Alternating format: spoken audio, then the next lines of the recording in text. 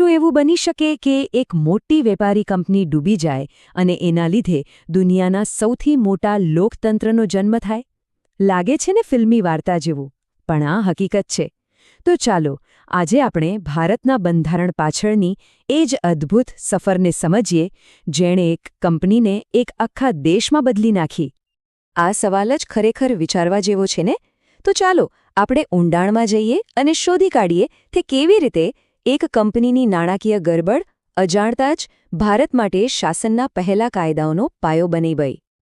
આપણી બંધારણીય યાત્રાની શરૂઆત કોઈ મોટા, ભવ્ય રાષ્ટ્ર નિર્માણના વિચારથી નથી થઈ. ના, એની શરૂઆત તો એકદમ સીધી-સાદી, વ્યવહારુ સમસ્યાથી થઈ હતી. સમસ્યા હતી એક એવી વ્યાપારી કંપની જે બેકાબૂ બની ગઈ હતી. એના પર લગામ કેવી રીતે કસવી? તો જુઓ, આખી વાર્તા શરૂ થાય છે વેપારથી. ઈસ્ટ ઇન્ડિયા કંપની આવી તો હતી ભારતમાં ધંધો કરવા. પણ જોતજોતામાં 1765 આવતા સુધીમાં તો એ બંગાળ, બિહાર અને ઓરિસ્સામાં ટેક્સ ઉઘરાવનાર શાસક બની ગઈ. પૈસા તો એટલા આવ્યા જાણે ધોધ વહેતો હોય, પણ એની સાથે જ ભ્રષ્ટાચારની તો જાણે નદીઓ વહેવા લાગી. હવે મજાની વાત એ છે કે પરિણામ શું આવ્યું? કંપની દેવાદાર થઈ ગઈ. લંડનમાં બેઠેલી બ્રિટિશ સરકાર તો માથું ખંજોળવા લાગી કે ભાઈ, આટલી બધી આવક છે તો પૈસા જાય છે ક્યાં? બસ આ જ ભ્રષ્ટાચારને રોકવા માટે એમણે ઇતિહાસનો પહેલો મોટો કાયદો બનાવ્યો, 1773નો રેગ્યુલેટિંગ એક્ટ. હવે આ દીવાની અધિકારો શબ્દ બહુ જ મહત્વનો છે. એનો સીધો મતલબ શું? મતલબ કે કંપની હવે ખાલી વેપારી નહોતી રહી, એ હવે એક શાસક હતી. એવી શાસક જે લોકો પાસેથી સીધો ટેક્સ વસૂલી શકે. આ એક જબરદસ્ત મોટો બદલાવ હતો. એટલે કે આ એક રીતે કટાક્ષ જ કહેવાય નહીં? ભારતના બંધારણીય ઇતિહાસનો પહેલો પાઠ કોઈ મોટા દેશભક્તિના હેતુથી નહોતો લખાયો. એ તો બસ એ કંપનીની બેફામ લાલચ અને એના ભ્રષ્ટાચારને કાબૂમાં લેવાની મજબૂરીમાંથી લખાયો હતો. તો કંપની પર કાબૂ મેળવવાનું આ જે પહેલું પગલું હતું ને, એણે એક એવી લાંબી યાત્રા શરૂ કરી દીધી જે લગભગ 200 વર્ષ સુધી ચાલી. અને આ જે બધા કાયદાકીય ફેરફારો થયા, એમણે કદાચ અજાણતા જ આઝાદ ભારતના ભવિષ્યના બંધારણનો પાયો નાખી દીધો હતો. આ આખી યાત્રાને આપણે સ્ટેપ બાય સ્ટેપ સમજી શકીએ.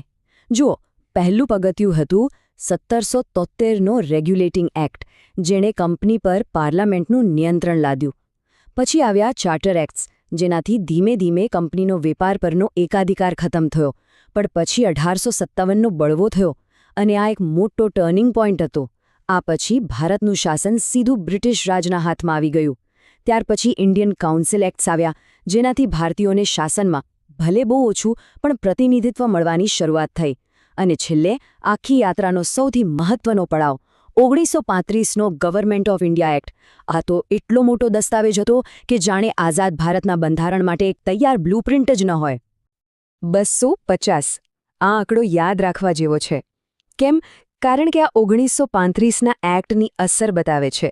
એમાંથી લગભગ 250 કલમો, વિચારો, 250 કલમો સીધી જ અથવા થોડા ફેરફાર સાથે આપણા આજના બંધારણમાં લેવામાં આવી. આના પરથી એક વાત સાફ થઈ જાય છે, આપણું બંધારણ કંઈ રાતોરાત નથી બની ગયું. એના મૂળ ખૂબ ઊંડા ઐતિહાસિક અને કાયદાકીય અનુભવમાં રહેલા છે. અને પછી આખરે એ ઐતિહાસિક ઘડી આવી ગઈ જ્યારે ભારતીયોએ પોતાના ભવિષ્યની દોર પોતાના હાથમાં લીધી. હવે એક નવા રાષ્ટ્ર માટે પોતાનું બંધારણ ઘડવાનું એક મહાન કાર્ય શરૂ થવાનું હતું. અને આ કોઈ નાની સૂની કમિટી નહોતી. આ હતી એક ઐતિહાસિક બંધારણ સભા. એક એવી સભા જેના ખભા પર કરોડો લોકોની આશાઓનો ભાર હતો અને એક નવા નક્કોર રાષ્ટ્રનો પાયો નાખવાની એક જબરદસ્ત મોટી જવાબદારી હતી. શરૂઆતમાં આ સભામાં કુલ 389 સભ્યો હતા. આ લોકો ક્યાંથી આવ્યા હતા? એ સમગ્ર બ્રિટિશ ભારત અને આપણા જે દેશી રજવાડા હતા એ બધાનું પ્રતિનિધિત્વ કરતા હતા. મતલબ કે આ કોઈ એક શહેર કે પ્રાંતનું કામ નહોતું, આ આખા દેશનો પ્રયાસ હતો. હવે આટલા મોટા કામમાં બે મહાન વ્યક્તિઓની ભૂમિકા સૌથી ખાસ હતી. એક હતા ડૉક્ટર રાજેન્દ્ર પ્રસાદ, જે આખી સભાના અધ્યક્ષ હતા, જાણે કે ટીમના કપ્તાન. અને બીજા હતા ડૉક્ટર B.R. આંબેડકર, જે ડ્રાફ્ટિંગ કમિટીના ચેરમેન હતા. એમણે બંધારણના આખા કાનૂની માળખાને, એના હાડપિંજરને આકાર આપ્યો. 2 વર્ષ, 11 મહિના અને 18 દિવસ. આટલો બધો સમય. આ બતાવે છે કે આ કામ કોઈ ઉતાવળમાં નથી થયો. બંધારણના એક એક શબ્દ પર, એક એક કલમ પર ઊંડાણથી ચર્ચાઓ થઈ, દલીલો થઈ. સભાએ લગભગ 3 વર્ષ આ કામ પાછળ આપ્યા. આ તેમની ધીરજ અને દૂરંદેશીનો સૌથી મોટો પુરાવો છે. અને આખરે એ દિવસ આવ્યો, 26 નવેમ્બર 1949. આ દિવસે બંધારણના અંતિમ ડ્રાફ્ટને સભાએ ઔપચારિક રીતે અપનાવી લીધો. અને એટલે જ આ દિવસને આજે આપણે સૌ બંધારણ દિવસ તરીકે ગર્વથી ઉજવીએ છીએ. તો આ જે દસ્તાવેજ તૈયાર થયો એ કેવો હતો? ચાલો હવે એના પર એક નજર કરીએ, કારણ કે એની કેટલીક ખાસિયતો ખરેખર અનોખી છે. આ આંકડા જુઓ જરા. એક તરફ અમેરિકાનું બંધારણ, જેમાં માત્ર 7 આર્ટિકલ્સ, અને બીજી તરફ આપણું બંધારણ, જેમાં ત્યારે 395 આર્ટિકલ્સ હતા. આટલું મોટું કેમ? સવાલ થાય. કારણ એ છે કે આપણા બંધારણના ઘડવૈયાઓ ભારતની જે અદ્ભુત વિવિધતા છે, અસંખ્ય ભાષાઓ, ધર્મો, સંસ્કૃતિઓ, એ બધાને એક જ કાયદાના માળખામાં બાંધવા માંગતા હતા. આ કોઈ નાનું સૂનું કામ નહોતું. અને આ ખરેખર અદ્ભુત વાત છે. આપણા બંધારણના ઘડવૈયાઓએ દુનિયાના 60થી વધુ દેશોના બંધારણનો અભ્યાસ કર્યો. જાણે કે આખી દુનિયાના બગીચામાંથી સૌથી સુંદર ફૂલો ભેગા કર્યા હોય. બ્રિટનમાંથી સંસદીય સિસ્ટમ લીધી, તો અમેરિકામાંથી મૂળભૂત અધિકારોનો વિચાર લીધો. પણ હા, આ કોઈ કોપી પેસ્ટ નહોતું. એમણે દુનિયાના શ્રેષ્ઠ વિચારોને લીધા અને એને ભારતની જરૂરિયાતો પ્રમાણે, અહીંની પરિસ્થિતિ પ્રમાણે ઢાળ્યા. એટલે જ આપણું બંધારણ આખી દુનિયાથી પ્રેરિત હોવા છતાં એકદમ ભારતીય છે. અને આ બંધારણ કેટલાક મૂળભૂત સિદ્ધાંતો પર ટકેલું છે, જે આપણા દેશના પાયાના પથ્થર છે. જેમ કે સાર્વભૌમ, એટલે કે ભારત પોતાના નિર્ણયો લેવા માટે પૂરેપૂરું આઝાદ છે. લોકતાંત્રિક ગણરાજ્ય, મતલબ કે અસલી શક્તિ લોકોના હાથમાં છે. એકલ નાગરિકતા, જે આપણને યાદ અપાવે છે કે આપણે ગમે તે રાજ્યના હોઈએ, સૌથી પહેલાં આપણે ભારતીય છીએ.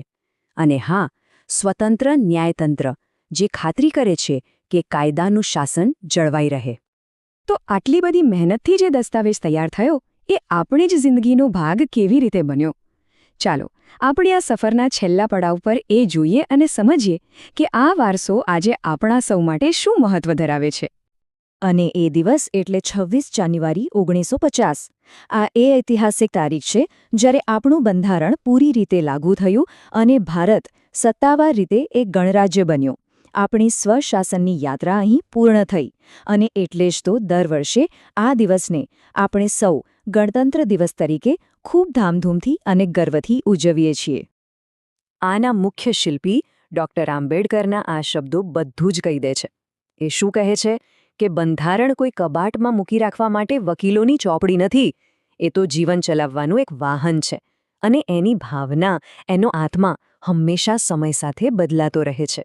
મતલબ કે આ એક જીવંત દસ્તાવેજ છે જે આવનારી પેઢીઓની જરૂરિયાતોને પૂરી કરવા માટે બન્યો છે. અને અંતમાં આ એક સવાલ આપણા સૌ માટે છે. 75 વર્ષ કરતાં પણ પહેલાં લખાયેલો આ દસ્તાવેજ, આ બંધારણ, આજે આપણા માટે શું મહત્વ ધરાવે છે? એ આપણા રોજિંદા જીવનને, આપણી આઝાદીને અને આપણા ભવિષ્યને આજે કઈ રીતે દિશા આપી રહ્યું છે? આ વિચારવા જેવો પ્રશ્ન છે.